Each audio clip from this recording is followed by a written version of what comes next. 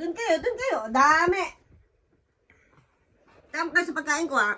No.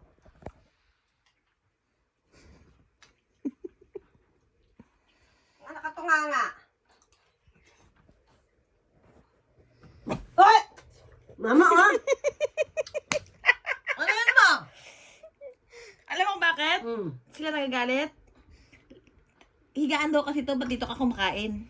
Ano yung mga to? Doon ka kumain sa lamesa, hindi ka nila intindihin. Kasi gusto niya mahiga dyan eh. O, dyan na! Solo mo dyan! Na! Yo. Kumakain sa bed si mami, no? Bawal, no? Di ba? Ayaw kasi nila nakain sa bed. Dahil sila nga bawal, di ba?